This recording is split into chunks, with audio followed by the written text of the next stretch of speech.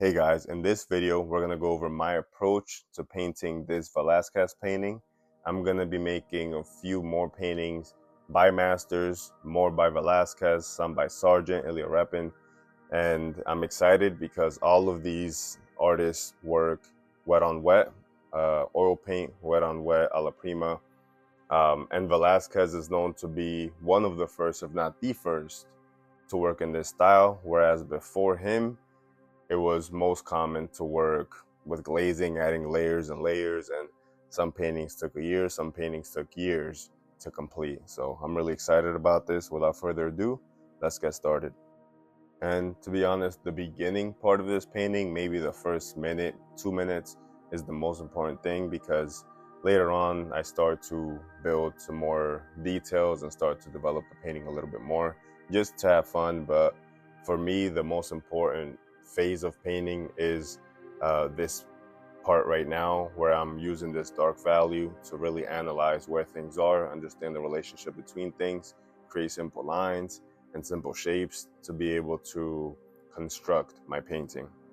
So there are a few things that are really important to notice. The hair on this figure is a very close value to the background, and so there aren't any harsh defining lines when it comes to the relationship between the hair and the background. There's sort of a smokiness. It's kind of blurred or blended. Something else that's important to notice is that as of now, I've only done 3 values. There's a dark value that I started sketching with and block certain shapes in. There's a mid-tone, and there's a lighter value. And from there, there's different variations of values in between them. However, I like to simplify as much as possible, especially in the beginning stages. I really swear by this method of simplifying as much as possible, simplifying to the point where this portrait, I'm just basically making it with these 3 values. And the cool thing is that you can bring this approach to painting many different things, whether you're working on a landscape or a portrait, the figure, or you're working on a still life, is the exact same. You can break it down into these simple shapes and develop slowly afterwards. At least you know that everything is in its right place. Everything is proportionally correct in relationship to each other. So it sets up a really nice foundation so that you can build on top of it.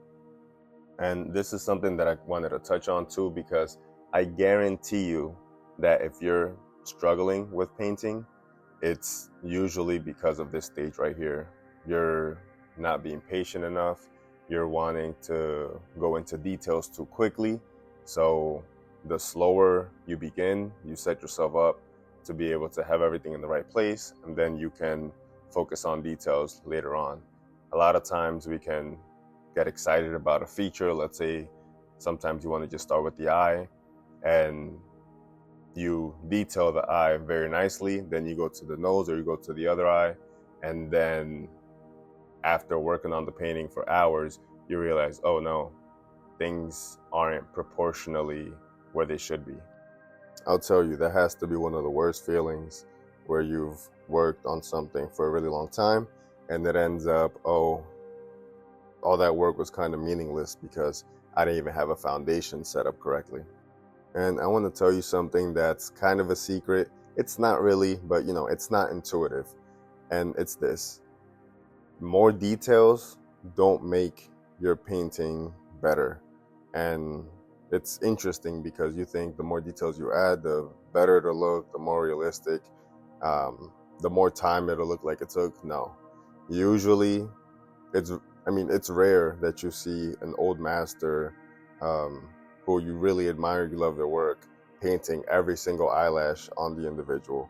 And it's rare to see a really realistic painting where they have zoomed in to that degree, where you're seeing the figure's entire eyelash. Here with this Velázquez, you can't see a single eyelash. You see just a general shape. Even though this gentleman has a beard and has hair, you might see 1 or 2 strands somewhere, but overall, it's just getting that shape in of the value, of the color, the right hue, the right temperature, and moving on. If everything is in its right place, then usually you can get away with a lot when it comes to painting in oil.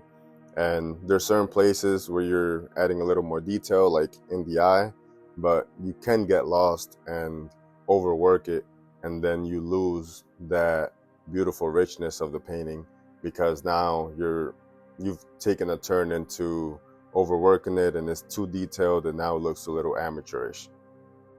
And I'll add one more thing to it. Even in this painting, I think it's a great example of this. Where things are in the shadow, they tend to have even less detail. They tend to fall behind. Where things are in the light, you get a little more detail. But, what I'm saying is just be careful, because you don't want to get lost and you don't want to get to the land of overworking. There is a language to painting that is important to understand regarding fundamentals and regarding understanding the medium. And I think it's important to understand painting as a language, which languages are expressed in different ways. So it's important to understand how this language of painting is expressed. And there's one more thing I wanted to discuss with you, and it's that you can get fatigued while painting. This painting's only taken me about 40 to 60 minutes, not long enough for me to get fatigued, but I do recognize that I do have my limit. So, I paint every day for hours upon hours, so my limit is maybe a little higher than the average, but every hour, every 2 hours, it's good to take a break, do something else, look at something else, maybe go take a walk, even if it's just for 5 minutes, then coming back with a fresh eye, because you don't want to get to the place where you're not being intentional about your brushwork or about your decision making on the canvas. And then you might start to get numb and start to, for example, overwork something on the canvas or not set up your foundation correctly, so now the proportions are off. It's nice and actually really important to step away, do something else, and come back at it with fresh eyes, where you can be critical of your own painting at whatever step it's in that process. So I'll start to wrap up here. Remember, keep things simple. The beginning steps, I like to do just 3 different values, maybe 4, depending on what you're painting, if it has different colors, but it's important to just simplify and build upon it slowly, and you'll get to a really nice result a lot faster. And also, you don't have to overwork, you don't have to add too many details. More details doesn't make the painting better. And yeah, those are the reminders, guys. Thank you so much for joining me today. If you have any questions, please write them down below. If you have any painting in particular, whether it's a portrait or something else that you would like me to paint, I would love to hear about it too. I'll consider it for future paintings. Don't forget to like and subscribe. Thank you so much for joining me today, and I'll see you next time.